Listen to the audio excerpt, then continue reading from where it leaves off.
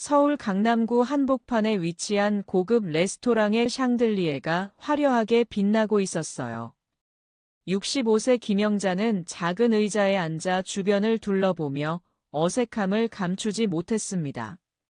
평생 농사를 지으며 살아온 그녀에게 이런 화려한 공간은 마치 다른 세상 같았죠. 손에는 평생 일만 하며 생긴 굳은 살이 그대로 남아 있었고, 얼굴에는 세월의 흔적이 깊게 새겨져 있었어요. 오늘은 아들 태준의 예비 신부 유나 가족과 첫 만남을 갖는 날이었습니다. 영자는 이날을 위해 며칠 전부터 준비했어요. 시장에서 가장 좋은 옷을 골라 입고 머리도 동네 미용실에서 단정하게 말아 올렸죠. 하지만 막상 이렇게 화려한 곳에 앉아보니 자신이 초라해 보이는 것 같았습니다.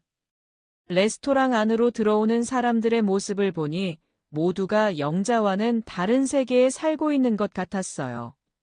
명품 가방을 들고 고급 정장을 입은 사람들이 자연스럽게 인사를 나누고 있었습니다. 영자는 자신의 옷차림을 다시 한번 내려다보며 괜히 손을 주먹 쥐었어요. 안녕하세요, 태준 어머니시죠? 유나의 어머니 송 여사가 먼저 말을 걸었습니다. 명품 핸드백을 들고 있는 그녀의 목소리에는 어딘지 모르게 차가운 느낌이 있었어요. 영자는 고개를 숙여 인사했죠. 네, 안녕하세요. 태준이 어머니 김영자입니다.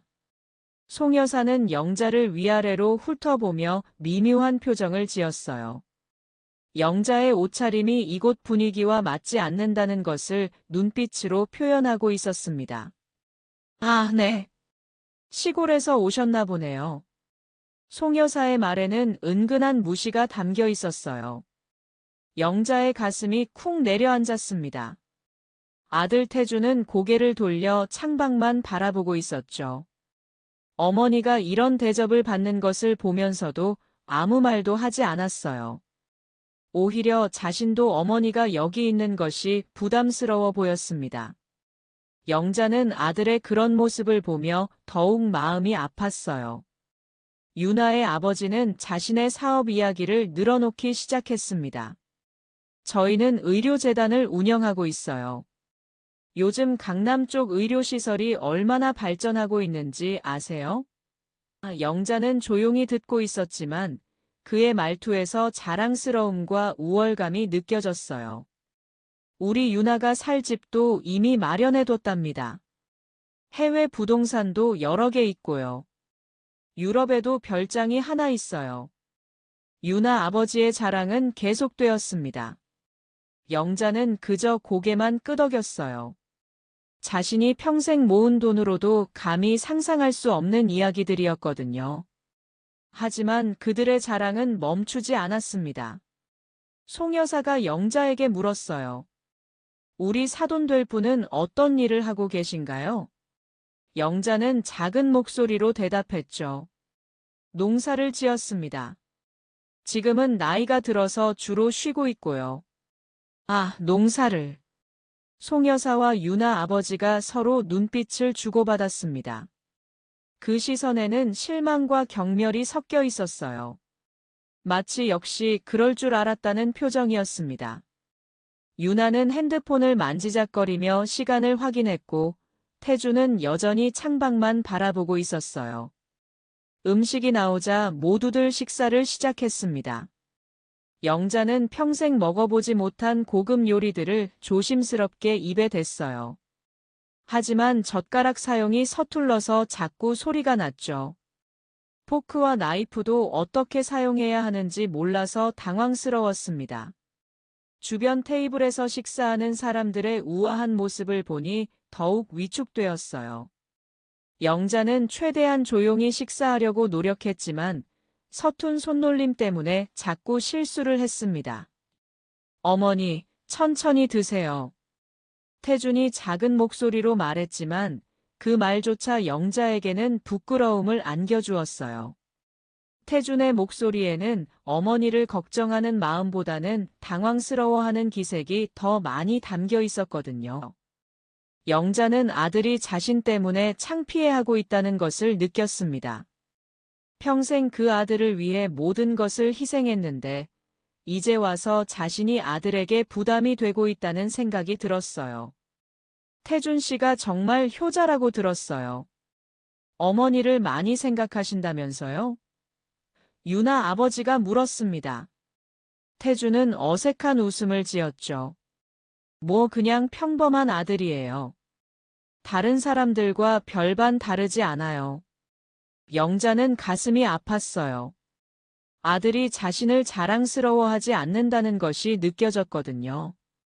식사가 끝나갈 무렵 유나가 말했습니다. 결혼식은 호텔에서 품격 있게 할 예정이에요.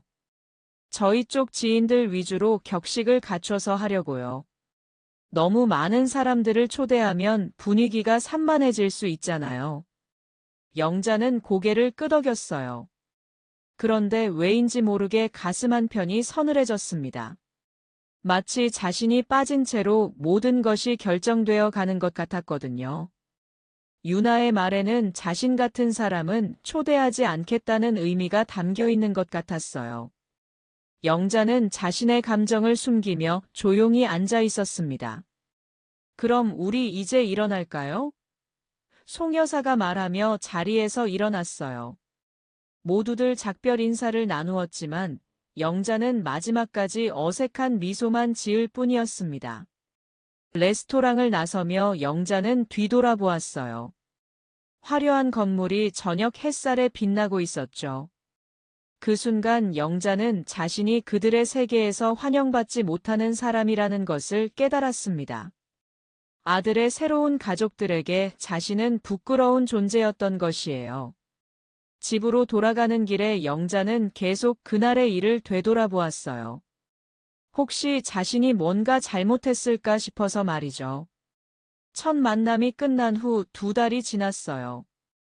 영자는 아들 태준에게서 결혼 준비 소식을 기다리고 있었습니다. 처음 1달 동안은 가끔 안부 전화가 왔지만 점점 연락이 뜸해졌어요. 엄마, 요즘 결혼 준비로 정신 없어요. 나중에 다시 전화 드릴게요. 그런 말을 남기고 태준은 금방 전화를 끊어버렸습니다. 그런 날들이 계속되었어요. 영자는 혼자 집에 앉아 달력을 보며 언제쯤 결혼식 날짜를 알려줄까 기다렸습니다. 마을 이웃들도 물어보곤 했죠. 영자 씨, 태준이 결혼식 언제예요? 우리도 축하해주고 싶은데. 아직 정확한 날짜를 안 정했나 봐요. 영자는 그렇게 대답했지만 마음 한편으론 불안했어요. 왜 아들이 자신에게 아무 말도 하지 않을까 싶었거든요. 혹시 첫 만남 때 자신이 실수를 했나 싶어서 그날 일을 계속 되돌아보기도 했습니다. 젓가락질을 서툴게 했던 것, 대화에 별로 참여하지 못했던 것들이 자꾸 떠올랐어요. 웨딩드레스를 고르러 간다는 이야기도 예식장을 보러 간다는 이야기도 영자에게는 전해지지 않았어요. 모든 것이 유나 가족 중심으로 진행되고 있었습니다. 어머니로서 당연히 참여해야 할 일들에서 완전히 배제되고 있었죠.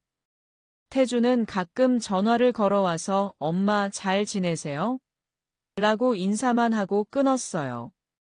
태준아, 결혼 준비는 어떻게 돼가니? 영자가 조심스럽게 물어보면 태주는 항상 유나 쪽에서 알아서 다 하고 있어요. 엄마는 이런 거 잘 모르시니까 걱정하지 마세요라고 답했어요. 그 말을 들을 때마다 영자의 가슴은 조금씩 아팠습니다. 자신이 이런 것들을 잘 모른다는 것은 사실이었지만 그래도 아들의 결혼 준비에 전혀 참여하지 못한다는 것은 서러웠어요. 다른 집 어머니들은 딸이나 아들 결혼 준비에 바쁘게 참여하는 모습을 보면서 영자는 더욱 외로움을 느꼈습니다. 이웃들이 결혼 준비 어떻게 돼가요? 우리도 도와줄 일 있으면 말하세요라고 물어볼 때마다 영자는 제대로 대답하지 못했어요. 자신도 모르는 일이 너무 많았거든요. 아직 준비 중이에요라고 둘러대는 것이 전부였습니다. 그런 자신이 초라하게 느껴졌어요. 마을 아주머니들은 영자의 어색한 표정을 눈치챘어요. 영자 씨, 혹시 무슨 일 있어요? 표정이 좀 어둡네요. 하지만 영자는 아니에요. 괜찮아요라고 말할 뿐이었습니다. 아들이 자신을 소외시키고 있다는 것을 다른 사람들에게 말하기가 창피했거든요. 시간이 갈수록 영자는 더욱 불안해졌어요. 혼자 집에 앉아 달력을 보며 언제쯤 결혼식 날짜를 알려줄까 기다렸습니다. 하지만 태준의 전화는 점점 뜸해졌고 결혼 준비에 대한 이야기는 거의 나오지 않았어요. 영자는 태준에게 먼저 전화를 걸어보기도 했지만 항상 바쁘다는 이유로 짧게 끝났습니다. 혹시 내가 뭔가 잘못했나? 하지만 아무리 생각해도 자신이 크게 잘못한 것은 없는 것 같았습니다. 마을에서는 다른 집 결혼식 준비 소식들이 들려왔어요. 김씨네 딸 결혼식 준비 정말 바쁘게 하더라고요. 어머니가 직접 다 챙기시면서. 그런 이야기를 들을 때마다 영자는 더욱 쓸쓸해졌어요. 왜 자신은 아들의 결혼 준비에 참여하지 못하는 걸까요? 혼자 있는 시간이 길어질수록 영자의 마음은 더욱 무거워졌습니다. 평생 그 아들만 바라보고 살아왔는데 정작 중요한 순간에는 자신이 필요 없는 존재가 된 것 같았어요. 아들이 자신을 부끄러워하는 것은 아닐까 하는 생각이 자꾸 들었습니다. 영자는 태준이 어릴 때부터 지금까지의 일들을 되돌아보았어요. 자신이 아들을 위해 얼마나 많은 것을 희생했는지, 얼마나 많은 사랑을 줬는지 생각해 보았습니다. 하지만 이제 와서 그 모든 것들이 무의미해진 것 같았어요. 아들에게 자신은 이제 부담스러운 존재가 되어버린 것 같았습니다. 그러던 어느 날 오후 마을 이웃 정숙이 급하게 달려왔어요. 영자씨, 영자씨, 큰일 났어요. 정숙의 목소리에는 다급함이 묻어 있었습니다. 무슨 일이에요? 이렇게 급하게. 영자는 놀라며 정숙을 맞았어요. 정숙은 핸드폰을 들고 있었습니다. 요즘 젊은 며느리가 가르쳐줘서 SNS를 조금씩 배우고 있었거든요. 여기 좀 보세요. 태준이 결혼식 초대장이 올라왔어요. 영자의 손이 떨렸습니다. 핸드폰 화면을 보니 정말로 태준의 결혼식 초대장이 있었어요. 유나가 자신의 SNS에 올린 글이었죠. 화려한 디자인의 초대장과 함께 VIP 게스트만 초대하는 프라이빗 웨딩이라는 글귀가 눈에 들어왔어요. 이게 언제 결혼식이에요? 영자가 떨리는 목소리로 물었습니다. 다음 주 토요일로 되어 있어요. 영자 씨, 정말 몰랐어요? 정숙의 말에 영자는 충격을 받았어요. 다음 주라니 일주일도 안 남았는데 자신은 아무것도 모르고 있었던 거죠. 어떻게 이런 일이 있을 수 있을까요? 영자는 그 글을 자세히 읽어보았습니다. 품격 있는 분들만 초대하는 특별한 결혼식이 될 예정입니다. 소중한 분들과 함께하는 의미 있는 시간이 될 것 같아요. 격식을 중요하게 생각하는 저희 가족의 뜻에 따라 엄선된 분들만 모시겠습니다. 유나의 글을 읽으며 영자는 자신이 그 소중한 분들에 포함되지 않았다는 것을 깨달았어요. 더욱 충격적인 것은 결혼식 장소와 시간까지 구체적으로 나와 있었다는 것이었습니다. 서울 시내 유명 호텔에서 오후 2시에 시작된다고 되어 있었어요. 영자는 그 모든 정보를 보며 자신만 완전히 배제되었다는 사실을 확인했습니다. 정숙 씨, 전화 좀 빌려주세요. 영자는 떨리는 손으로 태준의 번호를 눌렀습니다. 한참 후에 태준이 전화를 받았어요. 네, 엄마. 태준의 목소리는 평상시와 다르게 어딘가 어색했습니다. 태준아, 너 다음 주에 결혼한다며? 전화 너머로 태준이 당황하는 소리가 들렸어요. 한동안 침묵이 흘렀습니다. 아, 그게 엄마한테 말씀드리려고 했는데. 태준의 목소리는 점점 작아졌어요. 왜 말 안 했어? 엄마가 그렇게 남인가? 영자의 목소리에는 서러움이 가득했어요. 갑작스럽게 날짜가 정해져서 유나 쪽에서 급하게 진행하자고 해서요. 나중에 시 끝나고 따로 인사드리러 가려고 했어요. 태준의 변명을 들으며 영자는 가슴이 무너지는 것 같았습니다. 자신의 아들이 자신을 결혼식에 초대하지 않겠다는 뜻이었거든요. 그래서 엄마는 초대 안 하는 거야? 영자가 직접적으로 물었어요.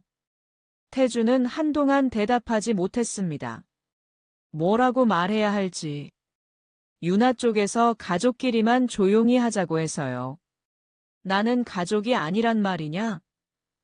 영자의 목소리는 떨리고 있었어요. 그게 아니라 분위기상 어색할 것 같아서요. 태준의 말에 영자는 완전히 절망했어요. 자신의 아들이 자신을 부끄러워하고 있다는 것을 확실히 알게 되었거든요. 그래, 알겠다. 영자는 더 이상 말할 수 없었어요. 그냥 전화를 끊어버렸습니다. 정숙이 옆에서 영자의 어깨를 두드렸죠. 영자 씨, 괜찮아요? 괜찮을 리가 있나요? 내가 뭘 잘못했나 싶어서. 영자의 눈에는 눈물이 맺혔어요.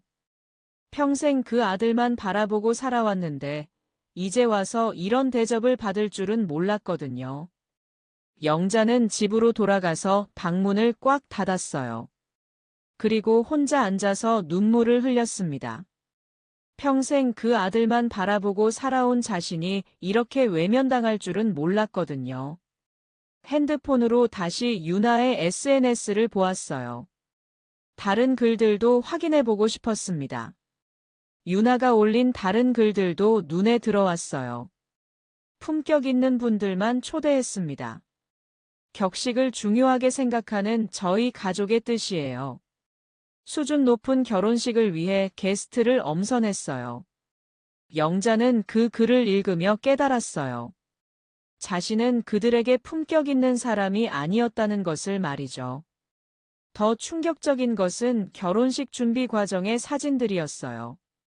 드레스 피팅, 예식장 답사, 음식 시식 등의 사진들이 올라와 있었는데 그 모든 과정에서 영자는 완전히 배제되어 있었습니다. 유나의 어머니와 친구들만 함께 하고 있었어요.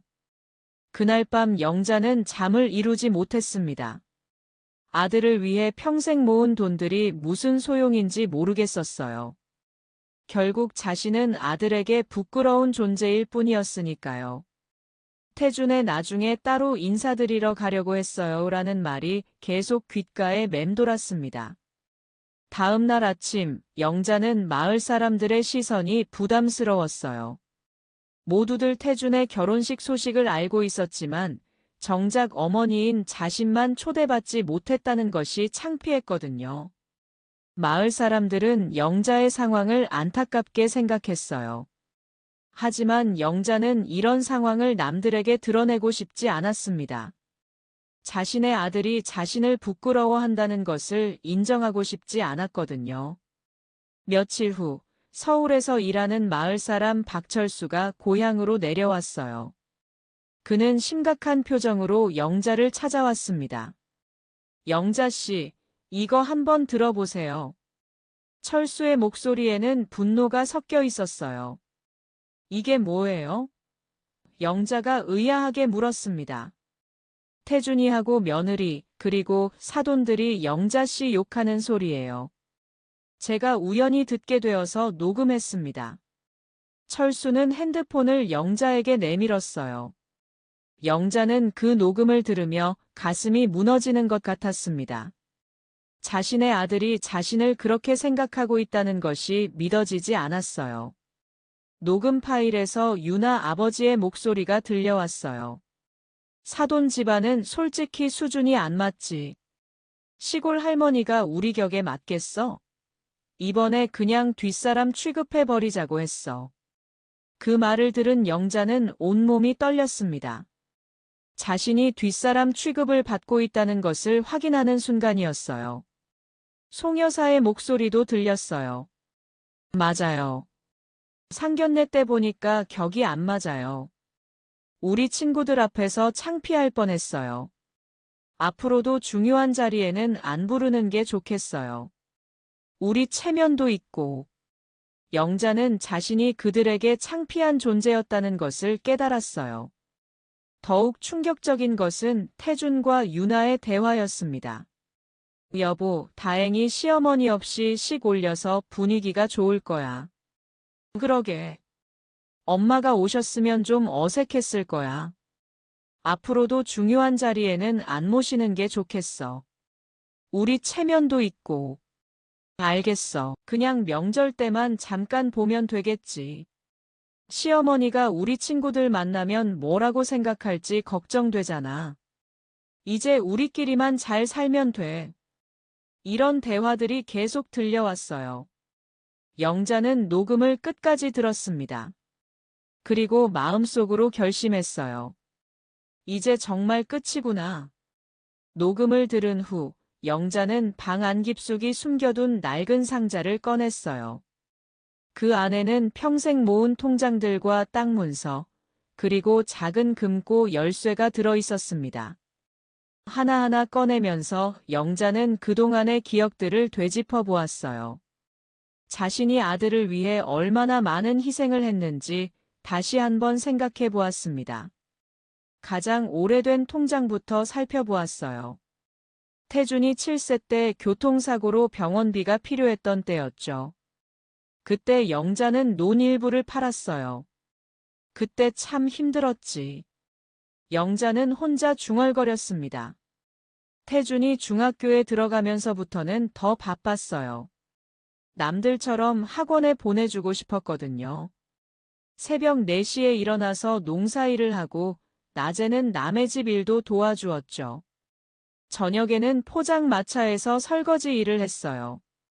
하루 종일 쉴 틈이 없었지만 아들을 위해서라면 그 모든 것이 기꺼웠습니다. 고등학교 때는 더 심했어요. 태준이 공부를 잘한다고 하니 더 좋은 환경을 만들어주고 싶었어요. 자신은 라면으로 끼니를 때우면서도 아들에게는 고기를 사주었습니다. 엄마, 나도 친구들처럼 치킨 먹고 싶어요. 그런 말을 들으면 영자는 어떻게든 돈을 마련했어요. 밤에 남의 집 청소일을 하면서도 웃으며 아들에게 치킨을 사주었죠. 자신은 배고픔을 참으면서도 아들만큼은 굶지 않게 하고 싶었어요. 영자는 그때의 기억들을 하나하나 떠올리며 눈물을 흘렸습니다. 그 모든 희생이 이제는 무의미해진 것 같았어요. 의대 등록금이 가장 큰 고비였습니다. 6년간 수천만 원이 필요했어요. 영자는 집 뒤편 밭까지 팔았습니다. 그리고 더 멀리까지 다니며 일을 했어요. 새벽 3시에 일어나서 도시까지 나가 청소일을 하고 낮에는 농사일을 하고 저녁에는 또 다른 일을 했어요. 손에 굳은 살이 박히도록 일했는데 영자는 자신의 손을 바라보았습니다. 거칠고 주름진 손이었지만 그 손으로 아들의 미래를 만들어냈다고 생각했어요. 하지만 이제 그 손이 아들에게는 부끄러운 존재가 되어버렸습니다. 레지던트 시절에도 영자는 태준에게 용돈을 대주었어요. 의사가 되려면 품위도 있어야 한다며 비싼 옷도 사주고 의료기기도 사주었습니다. 자신은 낡은 옷을 기워 입으면서도 아들에게는 최고의 것만 해주고 싶었거든요. 영자는 그때의 기억들을 떠올리며 더욱 서러웠어요. 녹음 파일 속에서 들린 아들의 목소리가 계속 귓가에 맴돌았습니다. 이제 우리끼리만 잘 살면 돼. 영자는 이런 말들을 들으며 자신의 모든 희생이 헛된 것이었다는 생각이 들었어요. 영자는 통장들을 하나씩 다시 정리했어요. 평생 모은 돈이지만 이제는 다른 용도로 사용할 때가 온 것 같았습니다. 자신을 부끄러워하는 아들을 위해 더 이상 살지 않겠다고 마음먹었어요. 다음 날 오후 영자는 변호사 사무실을 찾았어요. 마을에서 법적인 문제가 생겼을 때 도움을 받았던 김 변호사였습니다. 영자 씨, 어서 오세요. 그런데 갑자기 재산 정리를 하시겠다니 무슨 일이세요? 김 변호사는 영자의 심각한 표정을 보며 걱정스럽게 물었어요. 영자는 어제 들은 녹음 파일을 들려주었어요. 김 변호사는 그 내용을 듣고 깜짝 놀랐습니다. 이런 일이 있었군요. 참 속상하셨겠어요. 하지만 그래도 아들인데 제 재산이 얼마나 되는지 정확히 알고 싶어요. 영자의 목소리는 단호했습니다. 김 변호사는 영자가 가져온 서류들을 하나씩 살펴보았어요. 통장, 땅 문서, 주식, 채권까지 모든 것을 확인했습니다. 시간이 지날수록 김 변호사의 표정은 놀라움으로 바뀌었어요. 영자가 생각했던 것보다 훨씬 많은 재산을 가지고 있었거든요. 영자 씨, 이거 정말 대단하시네요. 전체 재산이 수백억 원이 넘습니다. 김 변호사의 말에 영자도 놀랐어요. 정말요? 영자도 자신의 재산이 그렇게 많은지 몰랐습니다. 평생 조금씩 모은 돈이 복리로 불어나고 땅값도 많이 올랐거든요. 특히 영자가 가지고 있던 땅들이 개발 예정 지역에 있어서 가치가 엄청나게 올랐어요. 몇십 년 전에 싼 값에 산 땅들이 이제는 수십 배의 가치를 가지게 된 것이었습니다. 또한 영자가 꾸준히 투자한 주식들도 상당한 수익을 올리고 있었어요. 영자 씨, 이제 정말 큰 부자시네요. 이 정도 재산이면 웬만한 재벌가 수준이에요. 김 변호사의 말에 영자는 씁쓸하게 웃었어요. 변호사님, 이 모든 재산을 현금으로 바꿀 수 있을까요? 현금으로요? 그건 왜요? 김 변호사가 의아하게 물었어요. 제가 하고 싶은 일이 있어요. 영자는 자신의 계획을 김 변호사에게 이야기했습니다. 김 변호사는 처음에는 만류했지만 영자의 의지가 확고한 것을 보고 도와주기로 했어요. 알겠습니다. 하지만 시간이 좀 걸릴 거예요. 땅을 팔고 주식을 현금화하는데 한 달 정도는 필요할 것 같습니다. 괜찮습니다. 천천히 해주세요. 영자는 이제 자신의 계획을 실행에 옮길 준비를 하고 있었어요. 그 후 영자는 또 다른 준비를 시작했어요. 마을 이웃들을 위한 계획을 세우기 시작한 것이었습니다. 영자는 마을 사람들을 하나씩 만나보며 무엇이 가장 필요한지 물어보았어요. 정숙 씨, 우리 마을에 가장 필요한 게 뭐라고 생각하세요? 글쎄요. 경로당도 낡았고 젊은 사람들이 일할 곳도 없고 아이들이 공부할 수 있는 공간도 부족하고요. 정숙의 말에 영자는 고개를 끄덕였어요. 박영순 씨는 어떻게 생각하세요? 우리 아이들이 공부할 수 있는 도서관이 있으면 좋겠어요. 도시까지 가야 하니까 불편하거든요. 영자는 이웃들의 이야기를 하나하나 적어두었어요. 그리고 자신의 돈으로 무엇을 할지 계획을 세웠습니다. 마을에 필요한 시설들을 만들고 어려운 사람들을 도와주고 아이들의 교육을 지원하는 것이었어요. 자신을 무시하는 아들보다는 자신을 진심으로 대해주는 사람들을 위해 쓰고 싶었습니다. 며칠 후 마을 아주머니들이 영자를 찾아왔어요. 영자의 상황을 안 이웃들이 위로하러 온 것이었습니다. 영자 씨, 우리가 얼마나 속상한지 알아요? 우리라도 같이 밥 한 끼 해야죠. 박영순이 말하며 영자의 손을 잡았습니다. 그 따뜻한 손길에 영자의 눈가가 촉촉해졌어요. 여기선 다 영자 씨 편인 거 알죠? 우리가 영자 씨 얼마나 고마워하는지 모르세요? 정숙도 거들었어요. 영자가 마을에서 어려운 일이 있을 때마다 도와주었던 것을 기억하고 있었거든요. 영자 씨가 우리 아들 병원비 빌려주지 않았으면 큰일 날 뻔했잖아요. 우리 집 농사일 도와주실 때도 품삯 받지도 않으셨으면서. 작년에 태풍 왔을 때도 영자 씨 집에서 며칠 재워주셨는데 이웃들이 하나 둘 영자에게 고마웠던 일들을 이야기했어요. 영자는 그제야 눈물을 흘렸습니다. 내가 헛살았나 싶었는데 고마워요. 덕분에 아직은 안 무너져요. 무슨 헛살았다는 소리예요? 영자 씨처럼 좋은 사람이 어디 있어요? 아주머니들은 함께 둘러앉아 밥을 먹었어요. 그 순간 영자는 깨달았습니다. 자신을 부끄러워하는 아들보다 이렇게 자신을 소중히 여겨주는 사람들이 더 소중하다는 것을 알았어요. 우리 영자 씨 너무 상심하지 마세요. 세상에는 좋은 사람들이 더 많아요.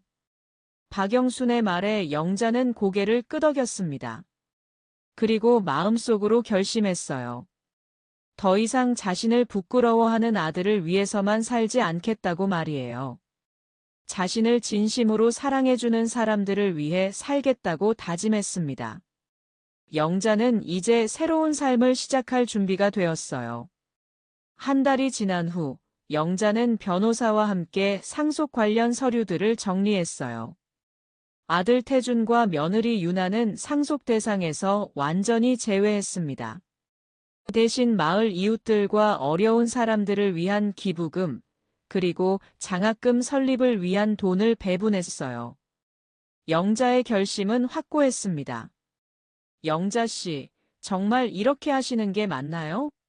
나중에 후회하시지 않을까요? 김 변호사가 걱정스럽게 물었어요. 후회할 게 뭐 있어요? 나를 부끄러워하는 아들에게 줄 돈은 없습니다. 영자의 목소리는 단호했어요. 평생 모은 재산이지만 그 돈의 의미를 이제야 깨달았거든요. 며칠 후 영자는 특별한 준비를 시작했습니다. 헬기 회사에 전화를 걸었어요. 안녕하세요. 헬기 대여 문의드리고 싶어서 전화했습니다. 네, 어떤 용도로 사용하실 건가요? 특별한 행사 때문에 그래요. 서울 호텔 옥상에 착륙할 수 있나요? 물론입니다. 허가만 받으면 가능해요. 영자는 헬기 대여 계약을 맺었어요. 그리고 그날의 계획을 세밀하게 준비했습니다. 더 이상 뒷사람 취급받지 않겠다고 다짐했습니다. 옷도 새로 준비했어요. 평생 입어보지 못한 고급 한복을 맞춤으로 주문했죠. 한복집에서 영자는 여러 가지 디자인을 살펴보았어요. 어떤 스타일로 하실 건가요? 한복집 사장이 물었습니다. 가장 고급스럽고 품격 있는 걸로 해주세요. 특별한 날에 입을 거예요. 영자의 목소리에는 이전과 다른 당당함이 있었어요. 영자 씨, 이 한복 정말 잘 어울리세요. 완전히 다른 사람 같아요. 한복집 사장이 말했습니다. 영자는 거울 속 자신의 모습을 보며 미소를 지었어요. 이제 더 이상 초라한 시골 할머니가 아니었습니다. 당당하고 품격 있는 모습이었어요. 마을 사람들도 영자의 변화를 느끼고 있었어요. 영자 씨가 요즘 뭔가 달라 보여요. 정숙이 말했습니다. 그러게요. 당당해지신 것 같아요. 박영순도 동의했어요. 태준이 녀석이 큰일 났겠어요. 마을 사람들은 영자의 변화를 보며 무언가 큰일이 일어날 것을 예감했어요. 이웃들은 영자를 응원했습니다. 그들도 영자가 당한 일을 알고 있었거든요. 영자 씨, 이번엔 제대로 보여주세요. 그동안 너무 참으셨어요. 마을 사람들의 격려를 받으며 영자는 더욱 확신을 가졌어요. 마침내 영자는 태준에게 연락을 했어요. 결혼식 날짜를 정확히 확인하기 위해서였습니다. 태준아, 엄마야. 결혼식 정확히 언제 하는 거야? 태준은 어머니의 갑작스러운 연락에 당황했어요. 아, 엄마. 그건 우리끼리 조용히 하려고 해요. 그래도 날짜는 알아야 하지 않겠니? 엄마도 마음으로나마 축하해주고 싶어서. 영자의 말에 태주는 어쩔 수 없이 날짜를 알려주었어요. 물론 초대할 생각은 전혀 없었지만요. 다음 주 토요일 오후 2시에 시작해요. 어디서 하는데? 강남 센트럴 호텔이요. 태주는 마지못해 장소까지 알려주었어요. 영자는 그 날짜를 달력에 동그라미 쳐놓았어요. 결혼식 전날 밤, 영자는 마을 사람들과 함께 마지막 저녁을 먹었어요. 모든 사람들이 영자의 계획을 알고 있었습니다. 영자 씨, 내일 정말 하실 거예요? 정숙이 걱정스럽게 물었어요. 네, 이제 결심했으니까요. 더 이상 당할 수만은 없어요. 우리가 응원하고 있어요. 제대로 보여주세요. 그동안 너무 참으셨어요. 이제는 영자 씨가 나서실 때예요. 마을 사람들의 격려를 받으며 영자는 더욱 확신을 가졌습니다. 내일이면 모든 게 끝날 거예요. 누가 정말 격이 떨어지는 사람인지 보여주겠어요. 영자의 목소리에는 결연함이 담겨 있었어요. 이제 더 이상 참지 않을 거였습니다. 그날 밤, 영자는 편안한 마음으로 잠자리에 들었어요. 내일이면 모든 것이 끝날 것이었습니다. 자신을 부끄러워하는 아들과 며느리에게 진짜 누가 부끄러운 존재인지 보여줄 때가 온 것이었죠. 드디어 그날이 내일이었어요. 드디어 그날이 왔습니다. 태준과 유나의 결혼식이 열리는 날이었어요. 서울 강남 센트럴 호텔의 야외 정원에서 화려한 결혼식이 진행되고 있었습니다. 하객들은 모두 명품 옷을 입고 샴페인을 들고 있었어요. 정말 품격 있고 세련된 분위기였습니다. 유나는 수백만 원짜리 하얀 웨딩드레스를 입고 친구들과 사진을 찍으며 즐거워하고 있었어요. 정말 완벽한 결혼식이네. 유나야, 정말 행복해 보여. 친구들의 칭찬을 받으며 유나는 더욱 기분이 좋아졌습니다. 자신이 원했던 바로 그 결혼식이었어요. 송여사 부부도 지인들에게 자랑을 늘어놓고 있었어요. 우리 사위가 정말 괜찮은 병원에서 일해요. 앞으로 더 잘 될 거예요. 결혼식도 정말 품격 있게 하네요. 지인들의 말에 송여사는 더욱 우쭐해졌어요. 그런데 사돈 어른은 안 보이시네요? 한 하객이 물었어요. 아, 저희가 조용히 하자고 해서요. 나이도 많으시고 몸도 안 좋으셔서요. 송여사는 대충 둘러댔어요. 사실은 영자를 초대하지 않았다는 것을 들킬까봐 걱정되었거든요. 태준도 친구들과 함께 이야기를 나누고 있었어요. 태준아, 어머니는 어디 계셔? 친구 하나가 물었습니다. 아, 좀 멀리 계셔서 못 오셨어요.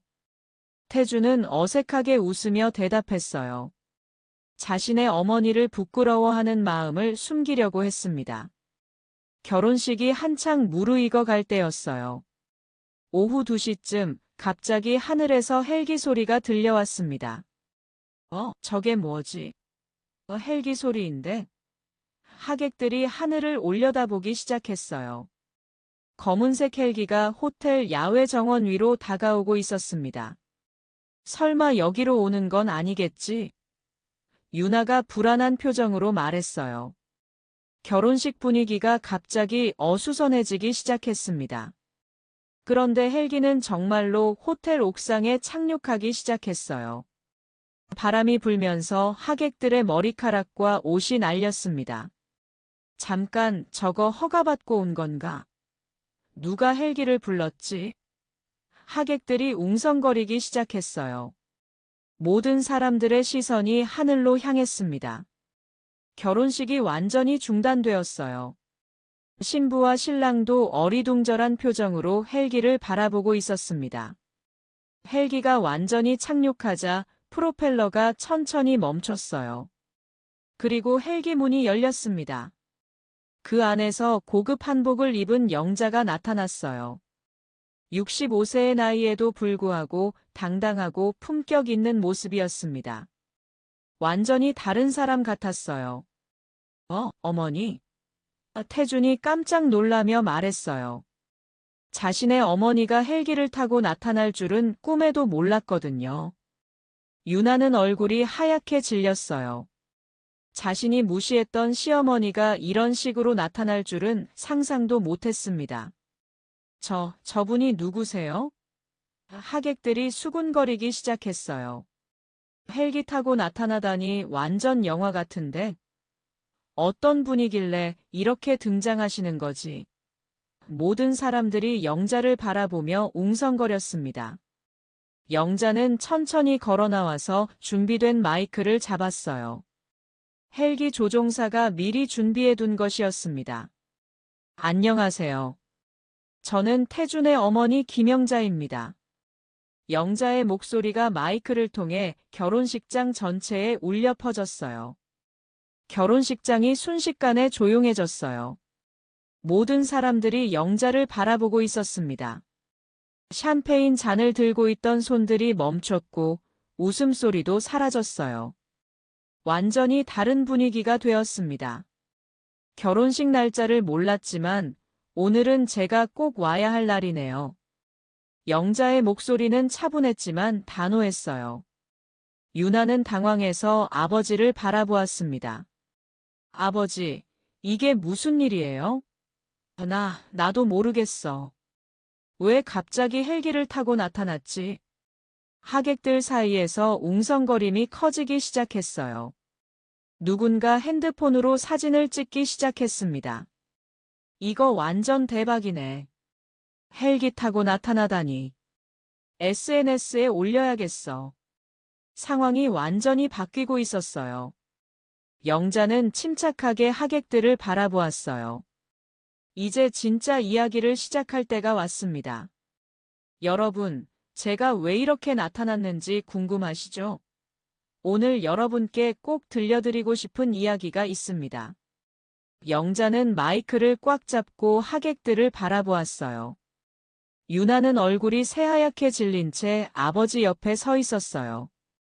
태주는 어찌할 바를 모르며 땀을 흘리고 있었습니다.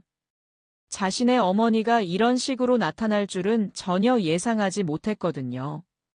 여러분, 저는 평생 농사를 지으며 살아온 시골 할머니입니다. 겉모습은 초라해 보일지 모르지만 제가 얼마나 많은 것을 가지고 있는지 아시나요? 하객들이 웅성거리기 시작했어요. 저는 수백억 원의 재산을 가지고 있습니다. 평생 아들 하나만 바라보며 한 푼 두 푼 모은 돈이죠. 수백억? 유나가 놀라며 중얼거렸어요. 송 여사도 믿을 수 없다는 표정이었습니다. 자신들이 무시했던 시골 할머니가 그런 부자였다니요. 네, 맞습니다. 이 돈을 모은 이유는 단 하나였어요. 제 아들 태준이가 잘 살기를 바라는 마음에서였습니다. 영자의 목소리에 감정이 섞이기 시작했어요. 하객들도 점점 영자의 이야기에 빠져들고 있었습니다. 아들이 어릴 때 아파서 병원에 갈 때, 의대 등록금이 필요할 때, 저는 땅을 팔고 밤 늦게까지 일을 했습니다. 제가 라면으로 버티면서도 아들에게는 고기를 사주었어요. 영자의 이야기를 들으며 하객들이 점점 조용해지고 있었어요. 그런데 제 아들은 어떻게 했을까요? 자신의 결혼식에 저를 초대하지 않았습니다. 저를 부끄러워해서요. 엄마. 태준이 작은 목소리로 말했지만 영자는 계속했습니다. 며느리와 사돈들은 저를 시골 할머니, 격이 안 맞는 사람이라고 불렀어요. 그리고 앞으로도 중요한 자리에는 저를 부르지 않겠다고 했습니다. 영자의 말에 하객들이 술렁거리기 시작했어요. 상황이 심각해지고 있었습니다. 그래서 결심했습니다. 저를 무시하고 배신한 아들에게 줄 유산은 없다고 말이에요. 뭐라고요? 태준이 놀라며 말했어요. 유나도 충격을 받은 표정이었습니다. 수백억 원의 유산을 포기한다니요. 제 수백억 원의 재산은 모두 정리했습니다. 아들 부부는 상속 대상에서 완전히 제외했어요. 대신 저를 진짜 가족처럼 대해준 마을 이웃들과 함께 나누려고 합니다. 결혼식장이 완전히 조용해졌어요. 하객들은 모두 충격을 받은 표정이었습니다. 마을에 경로당을 짓고 아이들을 위한 도서관도 만들 예정입니다. 그리고 어려운 학생들을 위한 장학금도 만들겠어요. 영자의 말에 하객들이 박수를 치기 시작했어요. 영자의 결정에 감동받은 것이었습니다. 저는 평생 아들만 바라보고 살았습니다. 하지만 진짜 가족이 누구인지 깨달았어요. 저를 사랑해주고 존중해주는 사람들이 진짜 가족입니다. 태준이 다급하게 영자에게 다가왔습니다. 엄마, 제발 다시 생각해보세요. 제가 잘못했어요. 지금 와서 잘못했다고 하면 뭐하니? 이미 늦었어. 영자는 더 이상 아들의 말을 들어주지 않았어요. 유나도 울먹이며 말했습니다. 시어머니, 정말 죄송합니다. 제가 너무 철없었어요. 하지만 영자는 더 이상 들어주지 않았습니다. 이미 모든 것이 끝났거든요. 여러분, 돈이 많다고 해서 사람을 함부로 대해서는 안 됩니다. 진짜 소중한 것은 서로를 존중하는 마음이에요. 영자의 마지막 말이 결혼식장에 울려 퍼졌어요. 결혼식장은 완전히 아수라장이 되었습니다. 하객들은 웅성거리며 사진을 찍고 있었고 태준과 유나는 어찌할 바를 모르고 있었어요. 영자는 마지막으로 말했습니다. 이제 저는 진짜 가족들과 함께 살아가겠습니다. 안녕히 계세요. 그리고 영자는 다시 헬기에 올라탔어요. 헬기가 하늘로 올라가는 동안 아래의 결혼식장은 여전히 시끄러웠어요. 영자의 등장으로 모든 것이 바뀌어 버렸습니다. 헬기를 타고 나타나 진실을 폭로한 영자의 이야기는 전국적으로 화제가 되었습니다. 인터넷과 SNS에서는 영자를 응원하는 댓글들이 쏟아졌어요. 정말 시원하다. 이런 며느리와 아들에게는 한 푼도 주면 안 된다. 어머니를 무시하는 자식들이 제일 나쁘다. 영자 할머니 정말 멋있어요. 사람들은 영자의 용기를 칭찬했습니다. 자신을 무시하는 가족에게 당당하게 맞선 영자의 모습에 감동받은 것이었어요. 반면 태준과 유나는 사회적으로 큰 비난을 받았어요. 태준이 근무하는 병원에서는 동료들과 환자들이 모두 그를 손가락질했습니다. 어떻게 자기 어머니를 그렇게 대할 수 있어? 의사가 그런 인성으로 어떻게 환자를 돌보겠어? 태준은 병원에서 승진해서 제외되었고 결국 사직해야 했어요. 유나도 마찬가지였어요. 친구들 사이에서 완전히 소외되었습니다. 유나가 시어머니를 그렇게 무시했다더라. 돈 많은 시어머니를 몰라보고 헬기까지 타고 나타나게 만들었다니. 유나는 더 이상 친구들과 만날 수 없었어요. 그들이 꿈꿔왔던 화려한 생활은 모두 물거품이 되어버렸습니다. 여보, 우리 정말 잘못했나 봐. 태준이 한숨을 쉬며 말했어요. 그러게, 어머니한테 너무 심했던 것 같아. 유나도 후회하고 있었지만 이미 늦었어요. 이제야 그들은 자신들의 잘못을 깨닫기 시작했습니다.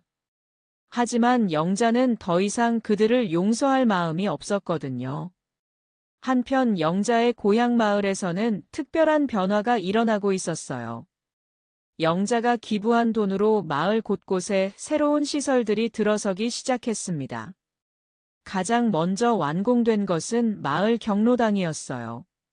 낡고 허름했던 기존 경로당을 헐고 현대적인 시설을 갖춘 새로운 건물이 세워졌습니다. 영자 씨 덕분에 우리가 이런 좋은 곳에서 모일 수 있게 됐네요.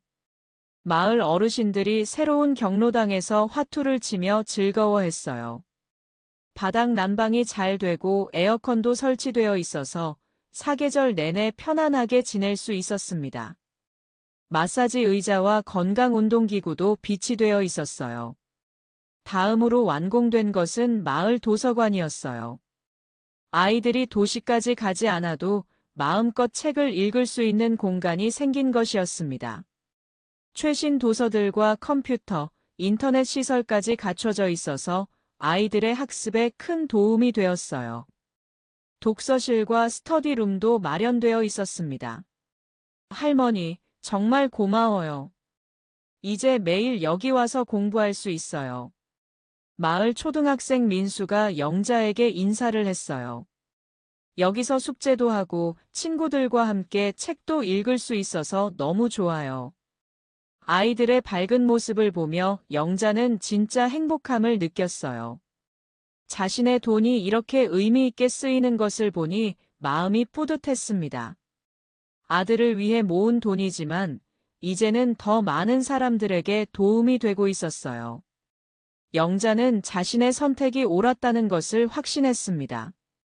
영자가 설립한 장학금 제도도 큰 호응을 얻었어요. 경제적으로 어려운 학생들이 걱정 없이 공부할 수 있도록 도와주는 제도였습니다. 영자 할머니 덕분에 제가 대학교에 갈 수 있게 됐어요. 마을 고등학생 수진이가 눈물을 글썽이며 말했어요. 정말 고마워요. 할머니가 아니었다면 포기했을 거예요. 수진이의 말에 영자는 더욱 뿌듯했어요. 자신의 돈이 젊은 세대의 꿈을 이루는데 도움이 되고 있었거든요. 이것이야말로 돈의 진짜 가치라고 생각했습니다. 마을 사람들은 영자를 진짜 가족처럼 대했어요. 명절 때마다 영자의 집에는 이웃들이 찾아와 함께 음식을 나누어 먹었습니다. 영자 씨, 우리가 가족이죠. 혼자 계시면 안 돼요. 정숙이 말하며 영자의 손을 꼭 잡았어요. 맞아요. 우리가 영자 씨의 진정한 식구죠.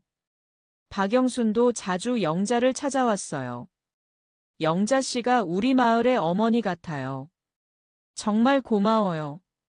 그런 말을 들을 때마다 영자는 자신이 진짜 가족을 찾았다는 것을 느꼈습니다. 혈연으로 맺어진 관계보다 진심으로 서로를 아끼는 마음이 더 소중하다는 것을 깨달았어요. 어느 날 저녁 영자는 새로 지은 경로당 앞 벤치에 앉아 마을을 바라보았어요. 아이들이 뛰어놀고 있고 어르신들이 이야기를 나누고 있었습니다. 모든 것이 평화롭고 따뜻했어요. 영자는 자신의 선택이 옳았다는 것을 다시 한번 확신했습니다. 그때 정숙이 다가와서 영자 옆에 앉았어요. 영자 씨, 후회 안 해요? 그래도 태준이는 아들인데. 영자는 고개를 저었어요. 후회 안 해요. 이제야 진짜 가족이 생겼으니까요. 영자는 정숙의 손을 꼭 잡고 말했습니다. 혈육보다 더 소중한 게 있다는 걸 이제 알았어요. 서로 사랑하고 존중하는 마음이 진짜 가족을 만드는 거더라고요. 두 사람은 조용히 앉아서 마을의 평화로운 모습을 바라보았어요. 영자는 이제 진짜 행복했습니다. 자신을 진심으로 사랑해주는 사람들과 함께 살아갈 수 있게 되었거든요. 영자 씨, 우리가 있잖아요. 우리가 진짜 가족이에요. 맞아요. 이제야 진짜 가족이 생겼구나. 그날 밤 영자는 편안한 마음으로 잠자리에 들었어요. 평생 처음으로 진짜 가족에게 둘러싸인 기분이었습니다. 돈으로 살 수 없는 진짜 행복을 찾은 것이었어요. 마을 사람들의 따뜻한 마음이 영자에게는 그 어떤 재산보다 소중했습니다. 몇 달 후, 태준과 유나는 뒤늦게 후회하며 영자를 찾아왔어요.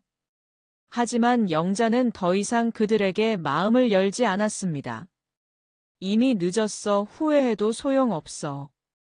영자의 말에 태준은 절망했지만 이미 돌이킬 수 없는 일이었어요. 영자는 마을 사람들과 함께 매일매일 행복한 하루를 보냈습니다. 아침에 일어나면 이웃들과 인사를 나누고 아이들과 함께 도서관에 가서 책을 읽어주었어요. 저녁에는 경로당에서 어르신들과 함께 차를 마시며 이야기를 나누었습니다. 영자 할머니, 오늘도 고마워요. 마을 사람들의 인사를 받으며 영자는 진짜 가족의 소중함을 매일 느꼈어요. 영자의 새로운 삶은 이제 막 시작되었어요. 진짜 가족들과 함께하는 행복한 삶 말이죠. 자신을 무시하고 배신했던 과거는 이제 잊고 자신을 진심으로 사랑해주는 사람들과 함께 새로운 미래를 만들어가고 있었습니다. 마을 사람들은 영자를 통해 진짜 가족의 의미를 배웠어요. 그리고 영자는 마을 사람들을 통해 진짜 행복이 무엇인지 깨달았습니다. 서로에게 소중한 존재가 되어주는 것. 그것이 바로 진짜 가족의 모습이었어요. 오늘 이야기 어떠셨나요? 구독과 좋아요는 잊지 마시고 소중한 댓글 하나가 정말 큰 힘이 됩니다. 시청해주셔서 진심으로 감사드립니다.